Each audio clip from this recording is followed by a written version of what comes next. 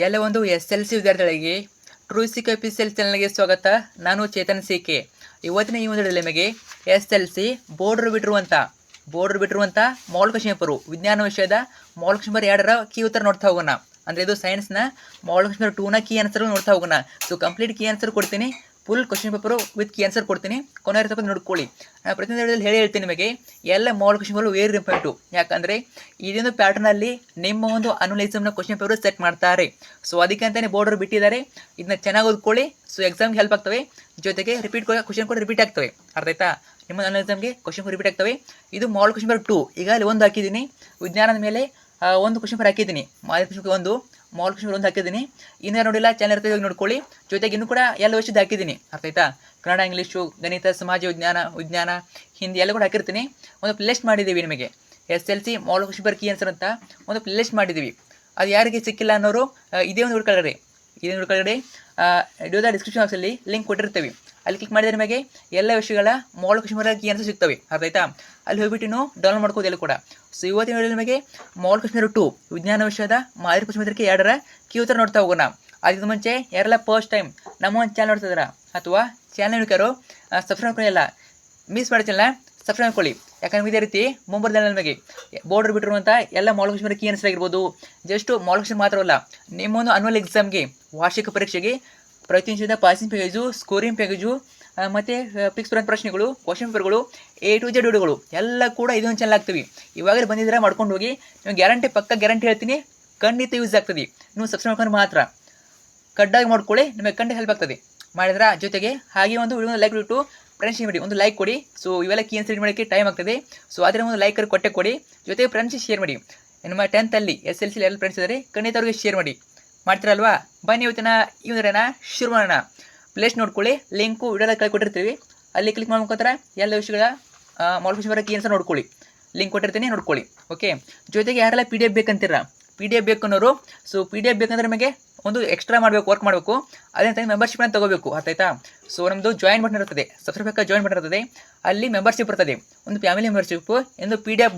So ಯಾರೆಲ್ಲ specific ಆಗಿ PDF ಬೇಕಂತೀರಾ ನೀವು 59 ರೂಪೀಸ್ ಪೇ ಮಾಡಿಬಿಟ್ಟು ಮೆಂಬರ್ಶಿಪ್ ತಗೋಬೇಕು. ಮೆಂಬರ್ಶಿಪ್ ಅಂದರೆ ಏನು? ನಿಮಗೆ ಎಲ್ಲ ವಿಷಯಗಳ 59 ರೂಪಾಯಿ ಪೇ ಮಾಡಿಬಿಟ್ಟು ಮೆಂಬರ್ಶಿಪ್ ತೊಗೊಂಡ್ರೆ ಏನಾಗ್ತದೆ ಅಂದರೆ ನಿಮಗೆ ಎಲ್ಲ ವಿಷಯಗಳು ಕನ್ನಡ, ಇಂಗ್ಲೀಷು ಎಲ್ಲ ವಿಷಯದ್ದು ನಿಮಗೆ model question paper key answer PDF ಸಿಗ್ತವೆ. ಅರ್ಥ ಆಯ್ತಾ? PDF ಸಿಗ್ತವೆ. ಜೊತೆಗೆ ನಿಮ್ಮ ಎಕ್ಸಾಮ್ಗೆ ಎಲ್ಲ ವಿಷಯಗಳ ಪಾಸಿಂಗ್ ಪ್ಯಾಕೇಜು, ಸ್ಕೋರಿಂಗ್ ಪ್ಯಾಕೇಜು ಮತ್ತು ಫಿಕ್ಸ್ ಪ್ರಶ್ನೆಗಳು, ಕ್ವೆಶ್ಚನ್ ಪೇಪರ್ಗಳು, ನಾವು ಮಾಡುವಂಥ ಎಲ್ಲ ವಿಡಿಯೋಗಳು PDF ಅಲ್ಲೇ ಹಾಕ್ತೀವಿ. ಯಾರು ಮೆಂಬರ್ಶಿಪ್ ತಗೋತಾರೆ ಅವ್ರಿಗೆ ಸಿಗ್ತವೆ. ಸೊ 59 ರೂಪೀಸ್ ಮಾತ್ರ ಪೇ ಮಾಡಿಬಿಟ್ಟು ನೀವು ಜಾಯಿನ್ ಆದರೆ, ಸೊ ಎಕ್ಸಾಮ್ ಮುಗಿಯೋವರೆಗೆ ಎಲ್ಲ PDF ನಿಮಗೆ ಫ್ರೀಯಾಗಿ ಸಿಗ್ತವೆ. ಅರ್ಥ ಆಯ್ತಾ? ಸೊ ಬೇಕನ್ನೋರು PDF ಬೇಕನ್ನೋರು ಜಾಯ್ನ್ ಆಗಿ, ಜಾಯ್ನ್ ಆಗಿ. ಸೊ ತುಂಬಾ ಲಿಮಿಟೆಡ್ ಇದೆ, ಬೇಗ ಜಾಯ್ನ್ ಆಗಿ PDF ಡೌನ್ಲೋಡ್ ಮಾಡ್ಕೊಳ್ಳಿ. ಅರ್ಥ ಆಯ್ತಾ? ಸೊ ಎಲ್ಲದೂ ಅಲ್ಲಿಗೆ ಸಿಗ್ತವೆ. ಯಾರೂ ಜಾಯ್ನ್ ಆಗಿಲ್ಲ, ಜಾಯ್ನ್ ಆಗಿ. ಓಕೆ, ಇವಾಗ ನೋಡ್ತಾ ಹೋಗೋಣ.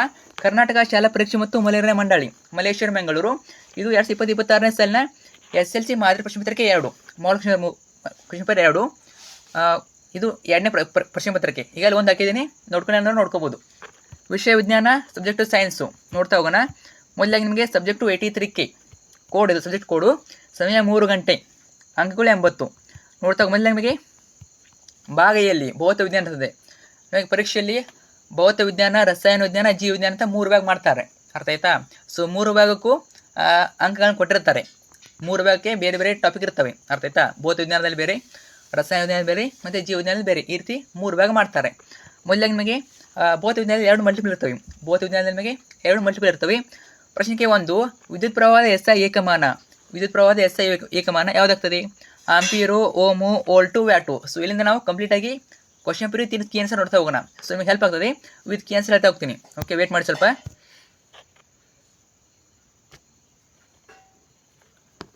ಓಕೆ. ಸೊ 2020-26ನೇ ಸಾಲಿನ ಮಂಡಳಿ ಮಾದರಿ ಪ್ರಶ್ನೆ ಪತ್ರಿಕೆ 2. ಮೊದಲಾಗಿ ನಿಮಗೆ ಭಾಗ ಎ ಭೌತ ವಿಜ್ಞಾನ, 2 ಮಲ್ಟಿಪಲ್ ಇರ್ತವೆ, 2 ಮಲ್ಟಿಪಲ್ ಚಾಯ್ಸ್ ಕ್ವೆಶ್ಚನ್ ಇರ್ತವೆ. 1ನೇದು, ವಿದ್ಯುತ್ ಪ್ರವಾಹದ SI ಏಕಮಾನ ಯಾವುದಾಗ್ತದೆ? Option A ampere, option B ohm, option C volt, option D watt. ಸರಿಯಾದ ಉತ್ತರ ಆಪ್ಷನ್ ಎ ಆಂಪಿಯರ್ ಅನ್ನೋದು ವಿದ್ಯುತ್ ಪ್ರವಾಹದ SI ಏಕಮಾನ. ನೆನಪಿಟ್ಟುಕೊಳ್ಳಿ, ವೆರಿ ಇಂಪಾರ್ಟೆಂಟು. ನೀವು ಅನ್ಕೊಂಡಿರ್ತಾರ ಮಾಡೆಲ್ ಕ್ವೆಶ್ಚನ್ಸ್ಗಳು ರಿಪೀಟ್ ಆಗೋದಿಲ್ಲ ಅಂತ. ಹಾಗಿಲ್ಲ, ರಿಪೀಟ್ ಆಗೇ ಆಗ್ತವೆ. ತುಂಬ ಕ್ವೆಶ್ಚನ್ಸು ಮಾಡೆಲ್ ಕ್ವೆಶ್ಚನ್ ಪೇಪರಿಂದ ಅನ್ಯುವಲ್ ಬರ್ತವೆ, ಖಂಡಿತ ಬರ್ತವೆ. ಚೆನ್ನಾಗಿ ಓದ್ಕೊಳ್ಳಿ. 2ನೇ ಪ್ರಶ್ನೆ, ಕೆಳಗಿನ ಚಿತ್ರಗಳನ್ನು ಗಮನಿಸಿ. ವೃತ್ತಾಕಾರದ ಸುರುಳಿಯ ಕೇಂದ್ರ C ನಲ್ಲಿ ಕಾಂತಕ್ಷೇತ್ರವು ಏನಾಗ್ತದೆ? C ಸರಿಯಾದ ಆಪ್ಷನ್ ಎ ಶೂನ್ಯ ಆಗಿರ್ತದೆ. ನೆಕ್ಸ್ಟು ಎರಡನೇ ಮೇನು. ಮೂರನೇ ಪ್ರಶ್ನೆ, ವಾಹನದ ಆಗಬೇಕದು. ವಾಹನದ ಹಿನ್ನೋಟ ದರ್ಪಣವಾಗಿ ಯಾವ ದರ್ಪಣ ಬಳಸುತ್ತಾರೆ? ವಾಹನದ ಹಿನ್ನೋಟ ದರ್ಪಣ ಯಾವುದು? ಮೇಲೆ ಗೊತ್ತಿರುವ ಹಾಗೆ ಪೀನ ದರ್ಪಣ. ಇಂಪಾರ್ಟೆಂಟು ನೋಡ್ಕೊಳ್ಳಿ. ಅಥವಾ ನಮಗೆ ಪೀನ ಅಥವಾ ನೀರಿನ ಮೇಲೆ ಎರಡರಲ್ಲಿ ಒಂದು ಕ್ವಶನ್ ಕೇಳ್ತಾರೆ. ಇಂಪಾರ್ಟೆಂಟ್ ನೋಡ್ಕೊಳ್ಳಿ. ನಾಲ್ಕನೇ ಪ್ರಶ್ನೆ, ಗೃಹ ವಿದ್ಯುತ್ ಮಂಡಲದಲ್ಲಿ ಓವರ್ಲೋಡ್ ತಡೆಯಲು ಯಾವುದಾದರೂ 2 ಸಲಹೆಗಳನ್ನು ಪಟ್ಟಿ ಮಾಡಿ. ಗೃಹ ವಿದ್ಯುತ್ ಮಂಡಲದಲ್ಲಿ ಓವರ್ಲೋಡ್ ತಡೆಯಲು ಯಾವುದಾದ್ರು 2 ಸಲಹೆಗಳನ್ನು ಪಟ್ಟಿ ಮಾಡಿ. ಒಂದನೇದು, ಉಪಕರಣಗಳನ್ನು ಸಮಾಂತರ ಜೋಡಣೆ ಮಾಡಬೇಕು. ಎರಡನೇದು, ಒಂದಕ್ಕಿಂತ ಹೆಚ್ಚು ಉಪಕರಣಗಳನ್ನು ಒಂದೇ ಸಾಕೆಟ್ಗೆ ಜೋಡಿಸಿರಬಾರದು. ಮೂರನೇದು, ಸಜೀವ ತಂತಿ ಮತ್ತು ತಟಸ್ಥ ತಂತಿಗಳು ಪರಸ್ಪರ ಸಂಪರ್ಕಕ್ಕೆ ಬರದಂತೆ ನೋಡಿಕೊಳ್ಳಬೇಕು. ಇನ್ನು ಥರ್ಡ್ ಮೇನ್ ಬರ್ತದೆ, ಕೆಳಗಿನ ಪ್ರಶ್ನೆಗಳಿಗೆ ಉತ್ತರಿಸಿ. ಇವು ಬಂದ್ಬಿಟ್ಟು 2 ಅಂಕದ ಪ್ರಶ್ನೆಗಳು. ಟೋಟಲಾಗಿ 3 ಇರ್ತವೆ. ಟೋಟಲ್ ಅಂದರೆ 6 ಮಾರ್ಕ್ಸು.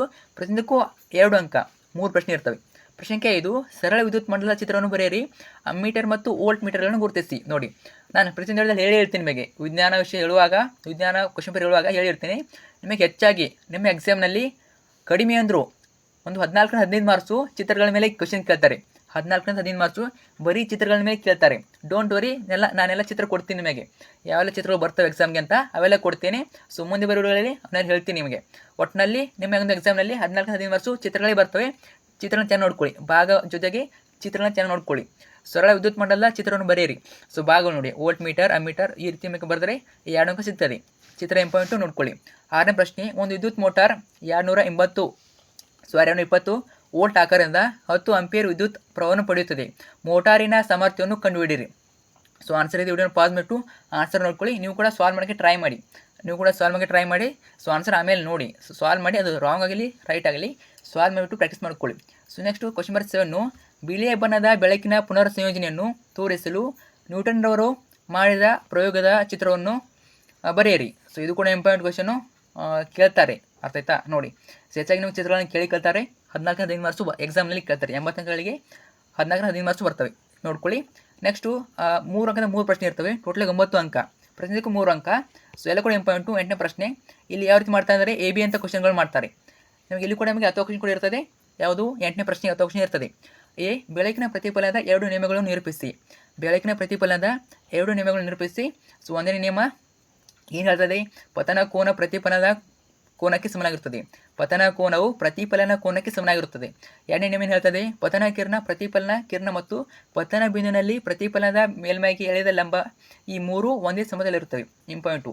ಆಮೇಲೆ ಬಿ ಕ್ವಶನ್ ಕೇಳಿದರೆ, ದರ್ಪಣದ ವರ್ಧನೆ ಎಂದರೇನು? ವರ್ಧನೆಯ ಮೌಲ್ಯದಲ್ಲಿ ಋಣಾತ್ಮಕ ಚಿಹ್ನೆಯು ಏನನ್ನು ಸೂಚಿಸುತ್ತದೆ? ಸೊ ಆನ್ಸರ್ ಇದೆ. ವಿಡಿಯೋನ ಪಾಸ್ ಮಾಡಿಟ್ಟು ಆನ್ಸರ್ ನೋಡ್ಕೊಳ್ಳಿ. ನಾನು ಪ್ರತಿಯೊಂದು ಆನ್ಸರ್ ಹೇಳಲ್ಲ, ಜಸ್ಟ್ ಕ್ವಶನ್ ಹೇಳ್ತಾ ಹೋಗ್ತೀನಿ. ಇಂಪಾರ್ಟೆಂಟು ನೀವು ಆನ್ಸರ್ನ ವಿಡಿಯೋ ಪಾಸ್ ಮಾಡಿಟ್ಟು ನೋಡ್ಕೋಬೋದು ಆನ್ಸರು. ಅಥವಾ ಬರ್ಕೋತಿರ್ತಾರೆ ತುಂಬ ಜನ. ಸೊ ವಿಡಿಯೋ ಪಾಸ್ ಮಾಡಿಟ್ಟು ಚೆನ್ನಾಗಿ ಬರ್ಕೊಳ್ಳಿ. ಸೊ ಹೆಲ್ಪ್ ಆಗ್ತದೆ ಎಕ್ಸಾಮ್ಗೆ. ಜಸ್ಟ್ ನಿಮಗೆ ಪ್ರಾಕ್ಟೀಸ್ ಮಾತ್ರವಲ್ಲ, ಪ್ಯಾಟರ್ನ್ ಕೂಡ ಸೇಮ್ ಬರ್ತದೆ. ಪ್ಯಾಟರ್ನ್ ಜೊತೆಗೆ ನಿಮಗೆ ಐಡಿಯಾ ಬರ್ತದೆ.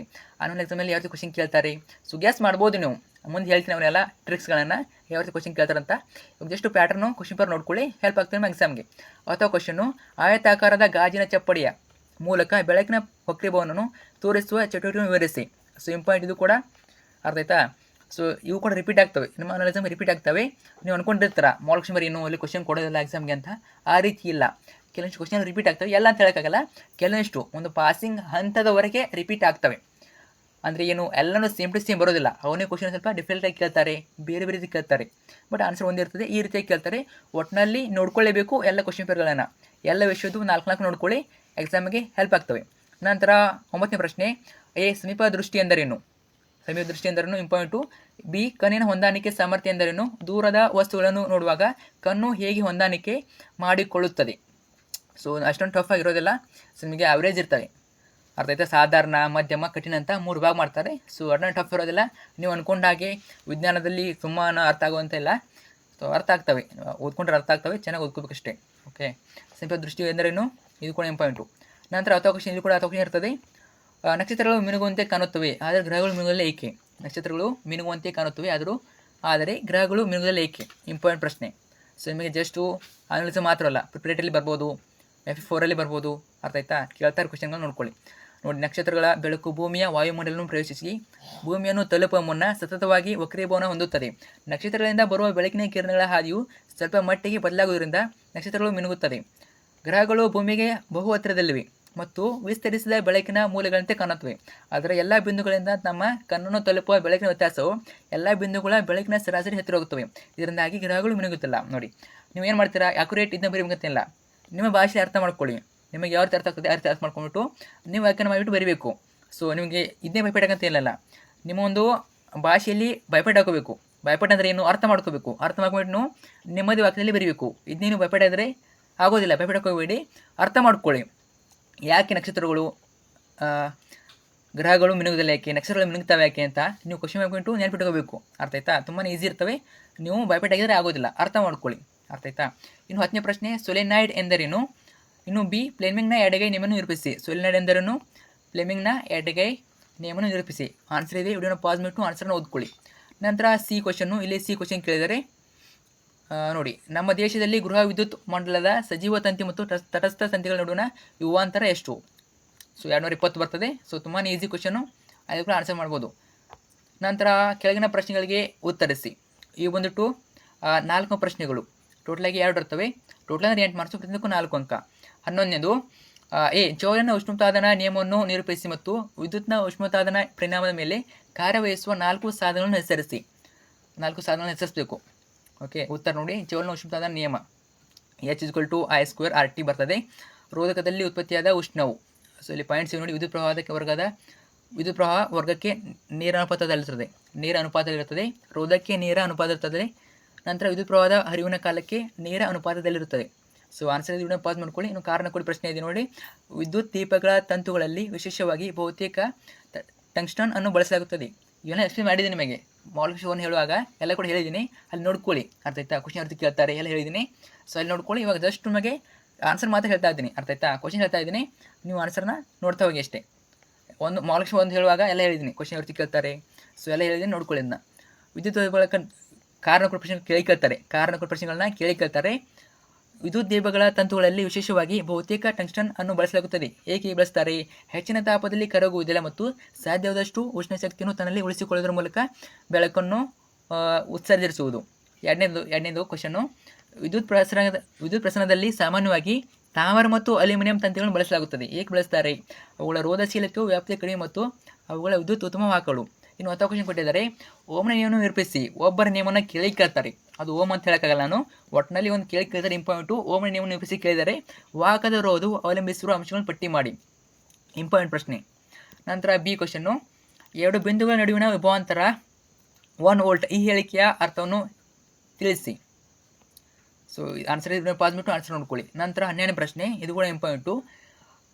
ಎ ನೋಡಿ, ಒಂದು ವಸ್ತುವನ್ನು 20 ಸೆಂಟಿಮೀಟರ್ ಸಂಗಮ ದೂರವಿರುವ ಪೀನ ಮಸೂರದ ಪ್ರಧಾನ ಅಕ್ಷದ ಮೇಲೆ ಲಂಬವಾಗಿ ಇರಿಸಲಾಗಿದೆ. ಪ್ರತಿಬಿಂಬದ ಸ್ಥಾನವು 60 ಸೆಂಟಿಮೀಟರ್ ಆಗಲು ವಸ್ತುವನ್ನು ಮಸೂರದಿಂದ ಎಷ್ಟು ದೂರದಲ್ಲಿ ಇಡಬೇಕು? ಇದು ಕೂಡ ಇಂಪಾರ್ಟೆಂಟು, ನೋಡ್ಕೊಳ್ಳಿ. 30 ಸೆಂಟಿಮೀಟರ್ ದೂರದಲ್ಲಿ ಇಡಬೇಕು. ಇನ್ನು ಬಿ ಪ್ರಶ್ನೆ, ಒಂದು ಮಸೂರದ ವಸ್ತು ದೂರ ಮತ್ತು ಪ್ರತಿಬಿಂಬದ ದೂರಗಳು ಕ್ರಮವಾಗಿ -30 ಸೆಂಟಿಮೀಟರ್ ಮತ್ತು -10 ಸೆಂಟಿಮೀಟರ್ ಆಗಿದೆ. ಬಳಸಲಾಗಿರುವ ಮಸೂರದ ವಿಧ ಮತ್ತು ಪ್ರತಿಬಿಂಬದ ಸ್ವಭಾವವನ್ನು ನಿರ್ಧರಿಸಿ. ನೋಡಿ, ಸೊ ಈ ರೀತಿ ಕ್ವಶನ್ ಕೇಳ್ತಾರೆ ನಿಮಗೆ. ಏನು ಮಾಡ್ತಾರೆ? ಇದೇ ರೀತಿ ಕ್ವಶನ್ ಕೊಡ್ತಾರೆ. ಅಲ್ಲಿ 20 ಸೆಂಟಿಮೀಟರ್ದಲ್ಲಿ 30 ಕೊಡ್ಬೋದು, ಇಷ್ಟೇ ಚೇಂಜ್ ಮಾಡ್ತಾರೆ ಅಷ್ಟೇ. ಅರ್ಥ ಆಯ್ತಾ? ಸೊ 25 ಕೊಡ್ಬೋದು, ಈ ರೀತಿ ಚೇಂಜ್ ಮಾಡ್ತಾರೆ. ಕ್ವಶನ್ ಮಾತ್ರ ಇದೇ ರೀತಿ ಕೇಳ್ತಾರೆ. ಅರ್ಥ ಆಯ್ತಾ? ತುಂಬಾ ಇಂಪಾರ್ಟೆಂಟು. ಸೊ ಅದಕ್ಕೂ ನೋಡ್ಕೊಂಡಿರಿ, ಅದು ರಿಪೀಟ್ ಆಗದೇ ಇರಲಿ. ನೀವು ನೋಡ್ಕೊಂಡ್ರೆ ಸಾಕು. ಕೆಲವಷ್ಟು ಕ್ವಶನ್ಗಳು ಸೇಮ್ ಇದೇ ರೀತಿ ಬರ್ತವೆ, ಅವ್ರು ಜಸ್ಟ್ ನಂಬರ್ಸ್ನ ಚೇಂಜ್ ಮಾಡ್ತಾರೆ. ಅರ್ಥ ಆಯ್ತಾ? ಸೊ ಚೆನ್ನಾಗಿ ನೋಡ್ಕೊಳ್ಳಿ. ಜಸ್ಟ್ ನೀವು ಬುಕ್ ಓದಿದ್ರೆ ಸಾಲೋದಿಲ್ಲ. ವಿಜ್ಞಾನ ಬುಕ್ ಓದ್ಕೊಂಡು ಕೊಡಿದ್ರೆ ಏನು ಗೊತ್ತಾಗೋದಿಲ್ಲ ಕ್ವಶನ್ ಹೊತ್ತಿ ಕೇಳ್ತಾರಂತ. ಯಾವಾಗ ನೀವು 4 ಮಾಲಿಕ್ಯೂಲ್ಸ್ ನೋಡ್ಕೋತೀರಾ ಅವಾಗ ನಿಮಗೆ ಗೊತ್ತಾಗ್ತದೆ. ಸೊ ಅವಾಗ ನೀವು ಬುಕ್ಕದಲ್ಲಿ ಯಾವ ಕ್ವಶನ್ ಬಂದರೂ ಆನ್ಸರ್ ಮಾಡ್ಬೋದು. ನಂತರ ಭಾಗ ಬಿ ಬರ್ತದೆ. ಭಾಗ ಬಿ ರಸಾಯನ ವಿಜ್ಞಾನ. ಇದು ಭಾಗ ಬಿ. ಇನ್ನೊಂದು ಭಾಗ ಸಿ ಜೀವ ವಿಜ್ಞಾನ ಬರ್ತದೆ. ಇದು ಭಾಗ ಬಿ ರಸಾಯನ ವಿಜ್ಞಾನ.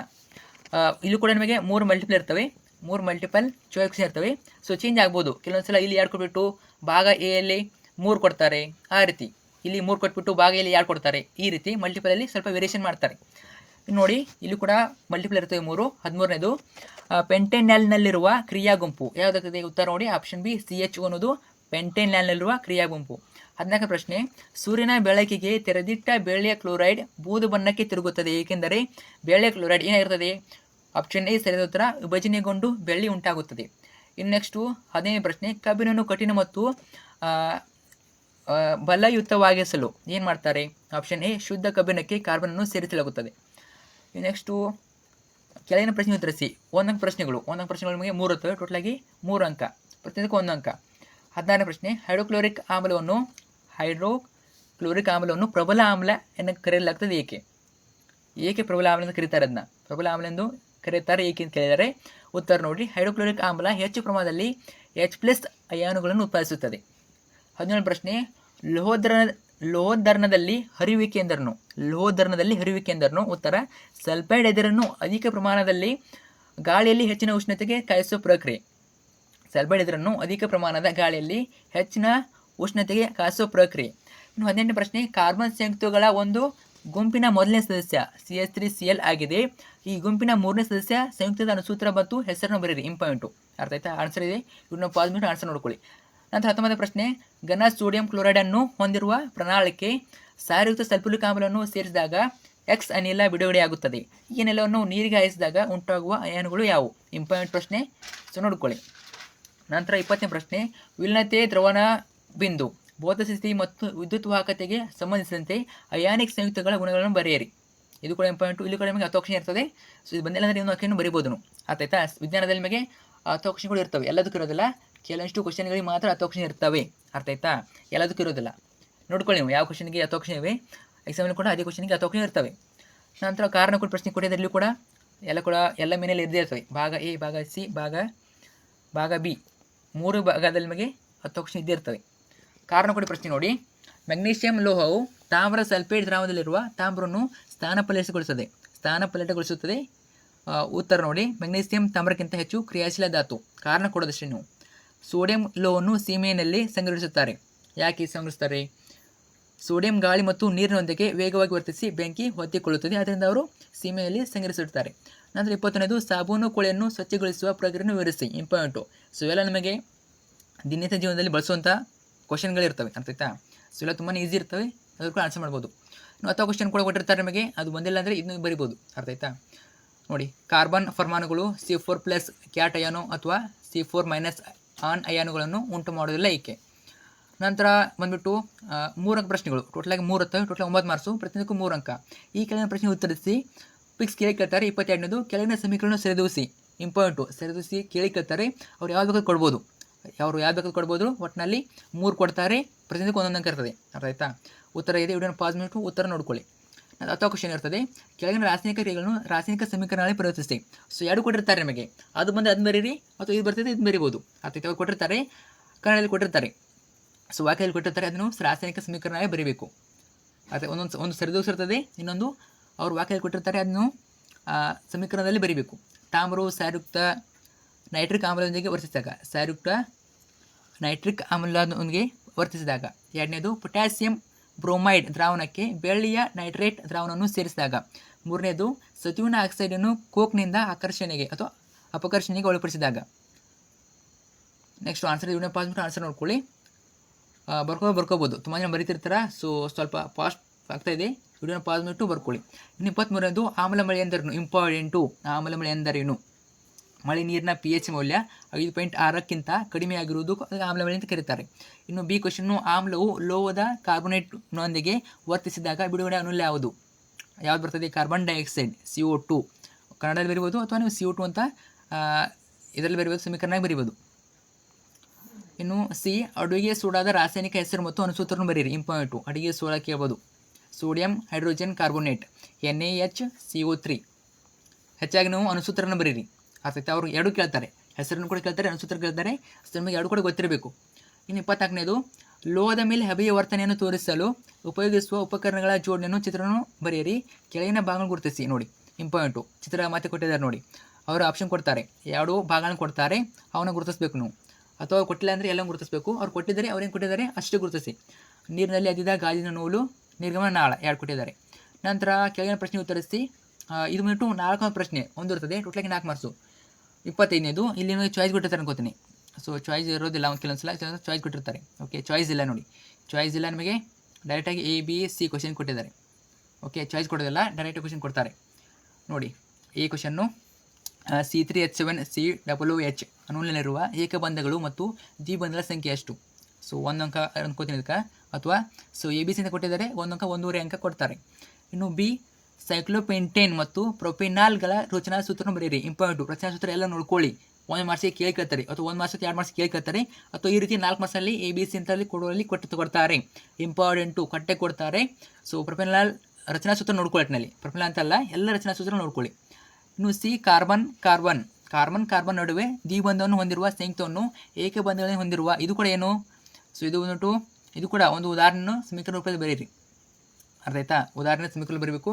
ಸೊ ನೋಡಿ, ಉದಾಹರಣೆ ಅವು ನಿಕ್ಕಲ್ ಮತ್ತು ಪೆಲ್ಲಾಡಿಯಂ ಬರ್ತವೆ. ನಂತರ ಭಾಗ ಸಿ ಬರ್ತದೆ. ಭಾಗ ಸಿ ಜೀವವಿಜ್ಞಾನ. ಇದು ಕೂಡ ನಮಗೆ ಭಾಗ ಸಿಯಲ್ಲಿ ಸೇಮ್ ಪ್ರೊಸೆಸ್ ಇರ್ತದೆ. ಅಂದರೆ ಏನು? Same pattern. ಸೊ ಭಾಗ ಎ, ಭಾಗ ಬಿ, ಭಾಗ ಸಿ ಇಲ್ಲಿ ಕೂಡ ನಮಗೆ 1 ಅಂಕ, 2 ಅಂಕ, 3 ಅಂಕ, 4 ಅಂಕ ಇರ್ತವೆ. ಅರ್ಥ ಆಯ್ತಾ? ಒಂದನೇದು ಇಲ್ಲಿ 3 ಮಲ್ಟಿಪಲ್ ಇರ್ತವೆ, 3 ಮಲ್ಟಿಪಲ್ ಕೊಡ್ತಾರೆ. 26ನೇದು ಕೆಳಗಿನ ಚಿತ್ರವನ್ನು ಗಮನಿಸಿ, ಎಕ್ಸ್ ರಚನೆಯ ಲಕ್ಷಣ ಮತ್ತು ಕಾರ್ಯವು ಕ್ರಮವಾಗಿ. ಚಿತ್ರ ನೋಡ್ಕೋಬೇಕು.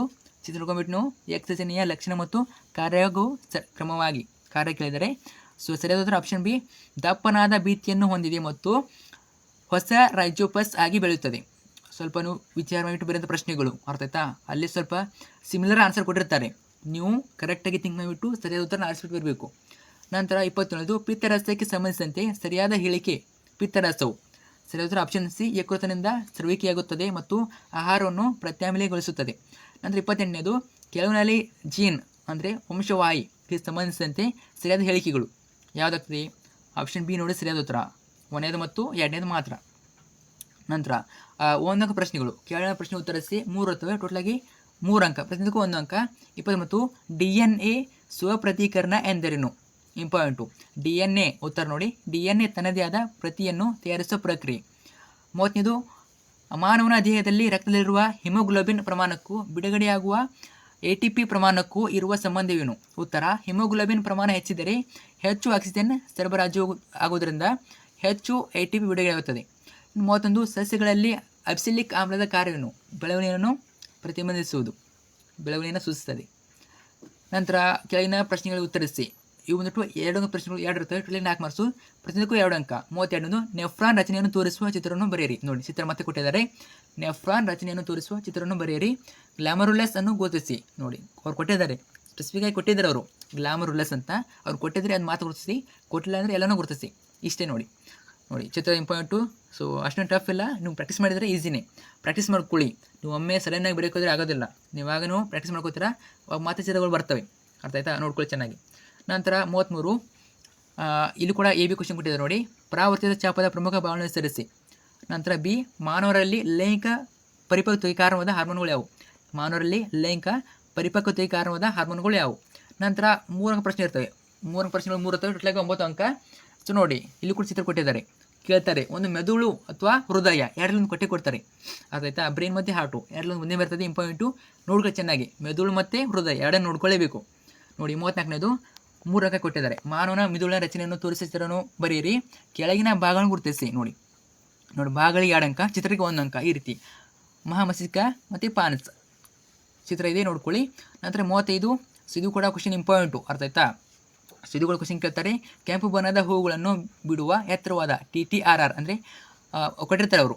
ಈ ಕ್ವಶನ್ ಬಂದೇ ಬರ್ತದೆ. ಅರ್ಥ ಆಯ್ತಾ? ಸೊ ಕ್ವಶನ್ ಬಂದೇ ಬರ್ತದೆ, ಪ್ರತಿಯೊಂದು ವರ್ಷ ಕೇಳಿದ್ದಾರೆ. ಅರ್ಥಾತ್ ಈ ವರ್ಷ ಕೂಡ ಕೇಳ್ಬೋದು. ಸೊ ಯಾವುದಕ್ಕೂ ಇಂಪಾರ್ಟೆಂಟ್ ನೋಡ್ಕೊಳ್ಳಿ. ಬಟಾಣಿ ಸಸ್ಯಗಳನ್ನು ಬಿಳಿ ಬಣ್ಣದ ಹೂಗಳನ್ನು ಬಿಡುವ ಗಿಡ್ಡವಾದ TTRR ಬಟಾಣಿ ಸಸ್ಯಗಳೊಂದಿಗೆ ಸಂಕರಣಗೊಳಿಸಿದೆ. F2 ಪೀಳಿಗೆಯ ಫಲಿತಾಂಶವನ್ನು ಚೆಕ್ಕರ್ ಬೋರ್ಡ್ನ ಸಹಾಯದಿಂದ ತೋರಿಸಿ ಮತ್ತು ಸಸ್ಯಗಳ ವಿಧಗಳ ಅನುಪಾತವನ್ನು ಬರೆಯಿರಿ. ಚೆಕ್ಕರ್ ಬೋರ್ಡು ಚೆನ್ನಾಗಿ ನೋಡ್ಕೊಳ್ಳಿ. ಚೆಕ್ಕರ್ ಬೋರ್ಡ್ ಮೇಲೆ ಕ್ವಶನ್ ಕೇಳ್ತಾರೆ. ಅದು ಜಸ್ಟ್ ನಿಮಗೆ ನಾನು ಅನಲೈಸ್ ಮಾತ್ರ ಹೇಳಲ್ಲ, ಪ್ರಿಪರೇಟರಿ ಆಗಿರ್ಬೋದು. ಸೊ ನಿಮಗೆ FF4 ಎಕ್ಸಾಮ್ ಕೂಡ ರಿಪೀಟ್ ಆಗ್ಬೋದು ಕ್ವಶನು. ಅರ್ಥ ಆಯ್ತಾ? ನೋಡ್ಕೊಳ್ಳಿ ಚೆನ್ನಾಗಿ. F2 ಪೀಳಿಗೆಯಲ್ಲಿ ದೊರೆಯುವ ಸಸ್ಯಗಳು ಆನ್ಸರ್ ಇದೆ, ಇದನ್ನು ಬರಲೇಬೇಕು. ಇದು ಕೂಡ ಮಾರ್ಕ್ಸ್ ಇರ್ತದೆ. ಟೋಟಲ್ ಎಷ್ಟು ಮಾರ್ಕ್ಸ್ ಇದು? 3 ಮಾರ್ಕ್ಸಿಗೆ ಕ್ವಶನ್ ಕೇಳ್ತಾರೆ, ಅಥವಾ 4 ಮಾರ್ಕ್ಸ್ ಕೂಡ ಕೇಳ್ಬೋದು. ನಂತರ ಅಥವಾ ಕ್ವಶನ್ ಕೊಟ್ಟಿರ್ತಾರೆ. ಸೊ ಅದು ಬಂದಿಲ್ಲ ಅಂದರೆ ನಿಮಗೆ ಈ ಕ್ವಶನ್ ಬರೀಬೋದು. ಹಳದಿ ಬೀಜಗಳನ್ನು YY ಬಿಡುವ ಬಟಾಣಿ ಸಸ್ಯಗಳನ್ನು ಹಸಿರು ಬೀಜಗಳನ್ನು YY ಬಿಡುವ ಬಟಾಣಿ ಸಸ್ಯಗಳೊಂದಿಗೆ ಸಂಕರಣಗೊಳಿಸಿದೆ. F2 ಪೀಳಿಗೆಯ ಫಲಿತಾಂಶವನ್ನು ಚೆಕ್ಕರ್ ಬೋರ್ಡ್ ಸಹಾಯದಿಂದ ತೋರಿಸಿ F2 ಪೀಳಿಗೆಯ ವ್ಯಕ್ತರೂಪ ಮತ್ತು ಜೀನ್ ನಮೂನೆಗಳ ಅನುಪಾತವನ್ನು ಬರೆಯಿರಿ. ಇಂಪಾರ್ಟೆಂಟ್ ನೋಡ್ಕೊಳ್ಳಿ. ಸೊ ನಂತರ ಇಲ್ಲಿ ಕೂಡ 36ನೇ ಪ್ರಶ್ನೆ ABC ಕ್ವಶನ್ ಇವೆ. ಜೈವಿಕ ವಿಘಟನೆಗಳಿಗೆ ಒಳಗಾಗುವ ವಸ್ತುಗಳು ಎಂದರೇನು? ಬಿ, ಓಜೋನ್ ಪದರದ ಕುಸಿತಕ್ಕೆ ಕಾರಣವಾದ ಸಂಶ್ಲೇಷಿತ ರಾಸಾಯನಿಕ ಯಾವುದು? ಸಿ, ವಿಘಟಕ ಅಜೀವಿಗಳಿಗೆ 2 ಉದಾಹರಣೆ ಬರೆಯಿರಿ. ನಂತರ ಲಾಸ್ಟ್ ಕ್ವಶನು 4ನೇ ಪ್ರಶ್ನೆ. ಈ ಕೆಳಗಿನ ಪ್ರಶ್ನೆ ಉತ್ತರಿಸಿ. 4 ಅಂಕದ್ದು. 37ನೇದು ಎ, ಮಹಾಪಧನಿ ಮತ್ತು ಪುಪ್ಪಸಕ ಅಭಿಧಮನೆ ಕಾರ್ಯವೇನು? ಉತ್ತರ ಕೊಟ್ಟಿದ್ದೀನಿ, ನೋಡ್ಕೊಳ್ಳಿ. ಬಿ, ಸಸ್ಯಗಳ ದ್ವಿತೀಯ ಸಂಶ್ಲೇಷಣೆ ಜರುಗುವ ಘಟನೆಯನ್ನು ತಿಳಿಸಿ. ಅಥವಾ ಕ್ವಶನು ಅದು ಬಂದಿಲ್ಲ ಅಂದರೆ ಇದು ಕ್ವಶನ್ ಅಟೆಂಡ್ ಮಾಡ್ಬೋದು. ಓಕೆ, ಇಲ್ಲಿ ಕೂಡ AB ಕ್ವಶನ್ ಇವೆ. ನೋಡ್ಕೊಳ್ಳಿ. ಸೊ ನೆಕ್ಸ್ಟು ಇದಾದಮೇಲೆ ಲಾಸ್ಟ್ ಕ್ವಶನು 5 ಮಾರ್ಕ್ಸ್ ಒಂದು ಕ್ವಶನ್ ಇರ್ತದೆ. 5 ಮಾರ್ಕ್ಸ್ ಒಂದು ಕ್ವಶನ್ ಇರ್ತದೆ. ಅದು ಎಲ್ಲಿ ಬೇಕಾದ್ರೂ ಕೇಳ್ಬೋದು. ಭಾಗ ಎ, ಭಾಗ ಬಿ, ಭಾಗ ಸಿ ಎಲ್ಲಿ ಬೇಕಾದ್ರೂ ಕೇಳ್ಬೋದು. ಇಲ್ಲಿ ಭಾಗ ಸಿ ಇಲ್ಲಿ ಕೊಟ್ಟಿದ್ದಾರೆ ನೋಡಿ. ಇಂಪಾರ್ಟೆಂಟ್ ಪ್ರಶ್ನೆ ಅರ್ಥ ಆಯ್ತಾ. ಒಂದು ಕ್ವಶನ್ ಬಂದೇ ಬರ್ತದೆ. ಇಲ್ಲಿ ಕೂಡ 10 ಕ್ವಶನ್ ಕೊಡ್ತಾರೆ ನಿಮಗೆ. ಓಕೆ, ಸೊ ನೋಡ್ಕೊಳ್ಳಿ.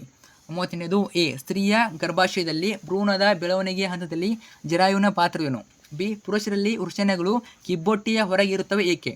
ಸಿ, ಲೈಂಗಿಕ ಸಂತಾನೋತ್ಪತ್ತಿಯಲ್ಲಿ ವರ್ಣತಂತುಗಳ ಸಂಖ್ಯೆಯು ಹೇಗೆ ಮರು ಹೊಂದಾಣಿಕೆಯಾಗುತ್ತದೆ ವಿವರಿಸಿ. ಇನ್ನು 10 ಕ್ವಶನ್ನು ಎ, ಹೈಡ್ರಾ ಮತ್ತು ಪ್ಲನೇರಿಯಾಗಳಲ್ಲಿ ಸಂತಾನೋತ್ಪತ್ತಿ ಪ್ರಕ್ರಿಯೆಗಳು ಹೇಗೆ ವಿಭಿನ್ನವಾಗಿವೆ? ಇನ್ನು ಬಿ, ನಿಶೇಚನದ ನಂತರ ಹೂವಿನಲ್ಲಾಗುವ ಬದಲಾವಣೆಗಳನ್ನು. ಇನ್ನು ಸಿ, ಬೀಜವೊಂದು ಭವಿಷ್ಯದ ಸಸ್ಯವಾಗಿ ಹೇಗೆ ಬೆಳೆಯುತ್ತದೆ? ಸೊ ಇಷ್ಟು ಪ್ರಶ್ನೆ ಪತ್ರಕ್ಕೆ. ಸೊ ಇದೇ ರೀತಿ ಅನಾಲಿಸಮ್ ಕ್ವಶನ್ ಪರ ಇರ್ತದೆ ಅರ್ಥ ಆಯ್ತಾ. ಕ್ವಶನ್ ಇವೇ ಇರೋದಿಲ್ಲ, ಡಿಟರ್ಮಿನೆಂಟ್ ಬೇರೆ ಬೇರೆ ಇರ್ತವೆ ಅರ್ಥ ಆಯ್ತಾ. ಸೊ ಪ್ಯಾಟರ್ನ್ ಸೇಮ್ ಇರ್ತದೆ, ನೋಡ್ಕೊಳ್ಳಿ ಚೆನ್ನಾಗಿ. ಈಗಲೇ ಮಾಡೆಲ್ ಕ್ವಶನ್ ಪೇಪರ್ 1 ಹಾಕಿದ್ದೀನಿ, ಇದು 2, ಇನ್ನು 3, 4 ಕೂಡ ಹಾಕ್ತೀನಿ. ಜಸ್ಟ್ ಪ್ಲೇಸ್ಟ್ ಇದೆ, ಒಂದು SLC ಪ್ಲೇಸ್ಟ್ ಅಂತ ಇದೆ. SLC model question paper key answer playlist ಕೊಟ್ಟಿದ್ದೀನಿ. ಅಲ್ಲಿ ಕ್ಲಿಕ್ ಮಾಡ್ಬೇಕಂತ ನೀವು ಎಲ್ಲ ನೋಡ್ಕೋಬೋದು.